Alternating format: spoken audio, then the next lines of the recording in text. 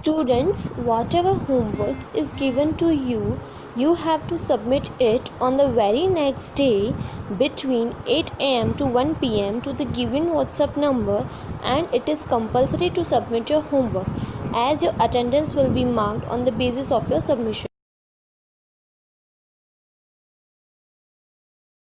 Good morning student.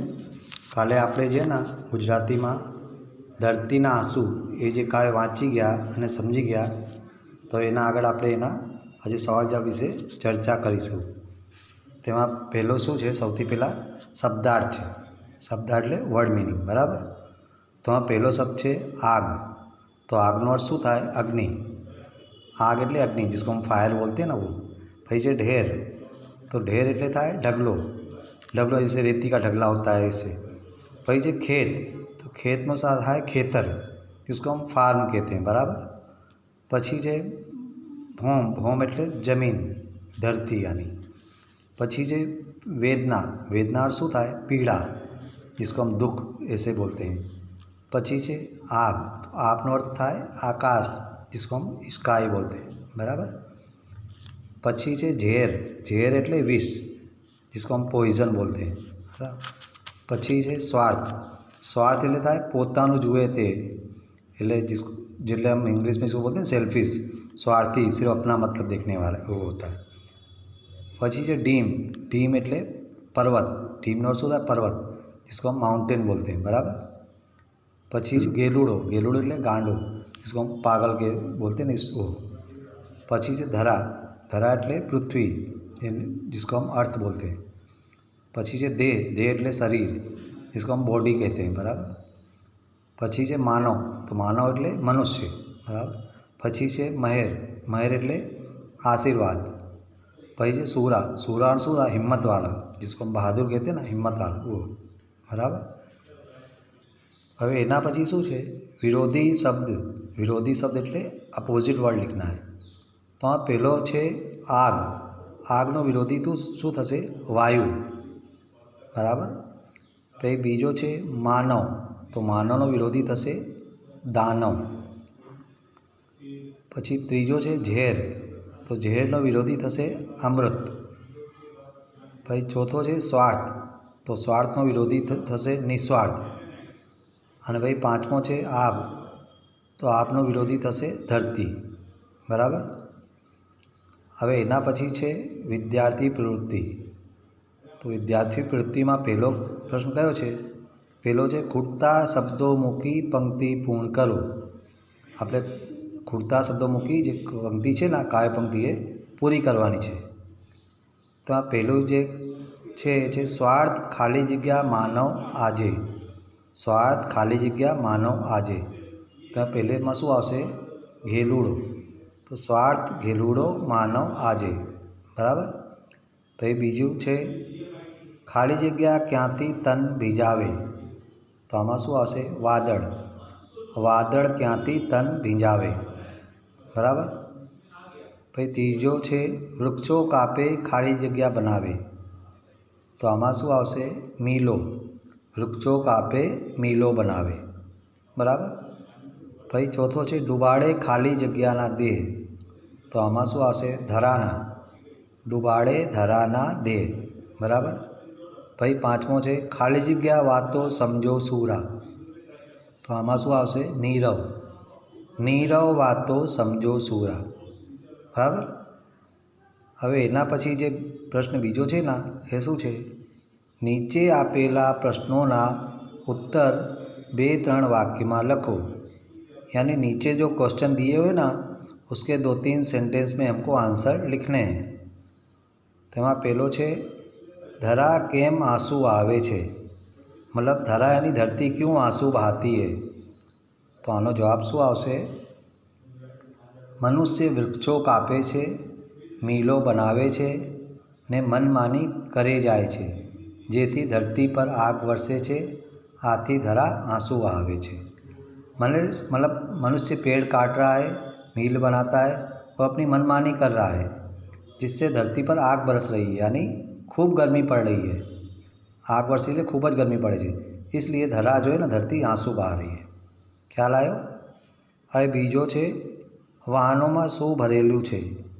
वाहनों एटले vehicle, वाहनों में क्या भरा हुआ है, व्हीकल्स में क्या भरा हुआ है। तो आनो जवाब आवशे वाहनों में झेर भरेलू है, मतलब वाहनों में झेर भरा हुआ है। झेर में कीधुं पॉइजन है, बराबर। एना पछी त्रीजो है पृथ्वी पर कया कया कारणोसर वरसाद नहीं पड़तो, मतलब पृथ्वी पर किन किन कारणों से बरसात नहीं होती है। तो आनो जवाब शुं आवशे मनुष्य वृक्षों कापे छे, मीलो बनावे छे अने पर्यावरण ने प्रदूषित करे छे, आ कारणोसर पृथ्वी पर वरसाद नहीं पड़तो। यानी मनुष्य पेड़ काट रहा है, मील बना रहा है और पर्यावरण को प्रदूषित कर रहा है, इन कारणों से पृथ्वी पर बरसात नहीं हो रही है, बराबर। हवे चौथो प्रश्न है डीम साथी पीगळे छे। डीम एटले पर्वत, आपणे पेला कीधुं हतुं ने, डीम साथी पीगळे छे, मतलब पर्वत जो है ना, जो बर्फीले पर्वत क्यों पिघल रहे हैं। तो जवाब आवशे आबमांथी आग जेवी सखत गरमी पड़वाना कारणे डीम पीगळे छे। वृक्षों कापवाना कारणे आबमांथी वरसादनी जग्याए આગના ઢેર વરસે છે, એટલે કે ખૂબ જ ગરમી પડે છે, જેથી डीम पिघले છે। यानी आकाश में से आग जैसी गर्मी पड़ती है, उसकी वजह से जो बर्फीले पहाड़ जो है ना, पर्वत पिघल रहे हैं। पेड़ काटने के कारण आकाश में से बरसात की जगह आग के ढेर बरस रहे हैं, यानी खूब गर्मी पड़ रही है, आग जैसी गर्मी पड़ रही है, जिसकी वजह से डीम मतलब पर्वत जो बर्फीले पहाड़ है ना, वो पिघल रहे हैं। ख्याल आयो। हवे पांचमो प्रश्न है कविए मनुष्य जाति ने केम स्वार्थी कह्यो छे। कविए मनुष्य जाति ने केम स्वार्थी कह्यो छे। कवि ने मनुष्य जाति को क्यों स्वार्थी कहा है। तो आनो जवाब शुं आवशे मनुष्य पोताना स्वार्थ खातर मनमानी करी रह्यो छे। ते वृक्षों कापे छे ने मीलो बनावे छे, ते जंगलोनो नाश करी रह्यो छे अने पर्यावरण प्रदूषित करी रह्यो छे। आथी कविए मनुष्य जाति ने स्वार्थी कह्यो छे। यानी मनुष्य अपने स्वार्थ के लिए मनमानी कर रहा है, मनमानी किए जा रहा है। वो पेड़ काट रहा है, मील बना रहा है और जंगलों का नाश कर रहा है और पर्यावरण को प्रदूषित कर रहा है। इसलिए कवि ने मनुष्य जाति को स्वार्थी कहा है, बराबर। हवे एना पछी जे तीजो प्रश्न है ना, नीचेना विधानों में साचा सामे खरा अने खोटा सामे खोटानी निशानी करो। એટલે मतलब नीचे जो सेंटेंस दिए ना, अगर राइट है तो उसके सामने राइट और रॉन्ग है तो रॉन्ग की निशानी करनी है, बराबर। तो पहलो कहो छे मनुष्य धरतीनी वेदना ने समझी सकता नहीं। तो आमां शुं आवशे राइट, એટલે આ ખરું છે।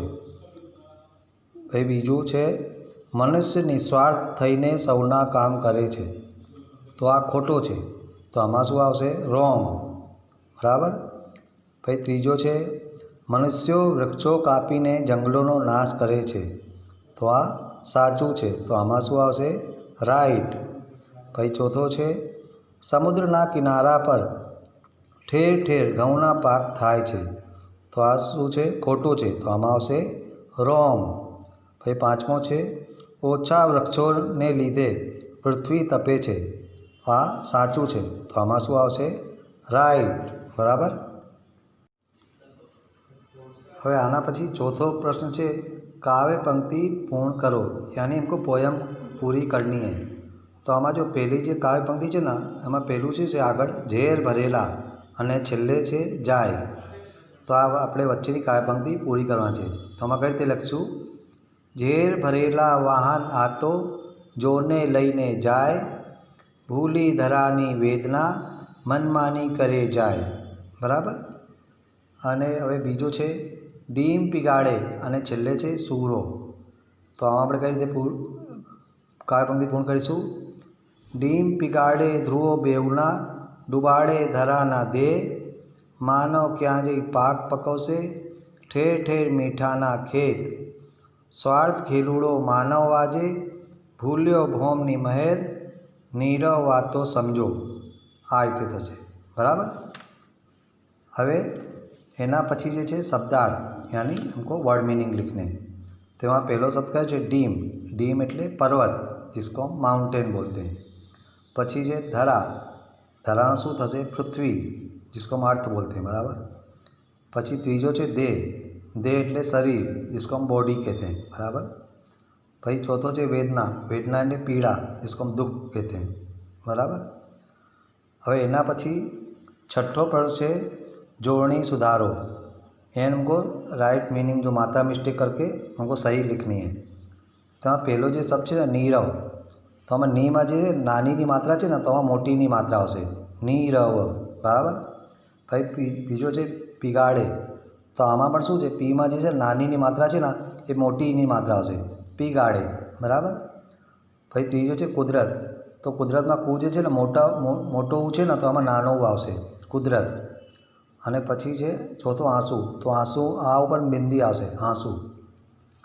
यानी देखो नीरव जो है ना, नीरव में छोटी की मात्रा है तो उसमें बड़ी की मात्रा आ जाएगी नीरव पहला। दूसरा है पिगाड़े, तो पिगाड़े पी में है ना छोटी की मात्रा है तो बड़ी की मात्रा आ जाएगी पिगाड़े, बराबर। फिर तीसरा है कुदरत, तो कुदरत कू है ना बड़ा कू है तो ऊ की मात्रा है तो छोटा ऊ की मात्रा आएगी कुदरत। और चौथा जो है आंसू, तो आ के ऊपर बिंदी आ जाएगी आंसू, बराबर। हवे आ ख्याल आई गयो। हवे एना भाई सातमो जो प्रश्न है काव्यना आधारे शहरीकरण विषे 5 वाक्यों लखो। मतलब काव्य के आधार पर शहरीकरण यानी जिसको हम अर्बनाइजेशन कहते हैं ना, उसके बारे में हमको 5 सेंटेंस लिखने हैं। तो आमा कई रीते लखशू आपणे, आम आ रीते लखशू शहरीकरण ने कारणे गामडाना लोको नौकरी धंधा माटे शहर तरफ वળી રહ્યા છે, જેથી શહેરમાં વસ્તીની ગીચતા જોવા મળે છે। શહેરમાં વધતા જતા ઘણા વાહનોને કારણે ધ્વનિ પ્રદૂષણ અને કારખાના ફેક્ટરીઓના ધુમાડાને કારણે વાયુ પ્રદૂષણ થાય છે। શહેરમાં વસ્તી વધારાના કારણે મનુષ્ય વૃક્ષો કાપીને મકાનો બનાવે છે, રોડ બનાવે છે, જેથી વાતાવરણ પ્રદૂષિત થાય છે। આમ શહેરીકરણના કારણે મનુષ્ય પ્રકૃતિથી દૂર થઈ રહ્યો છે। આ રીતે આમાં આપણે લખવાનું છે, બરાબર।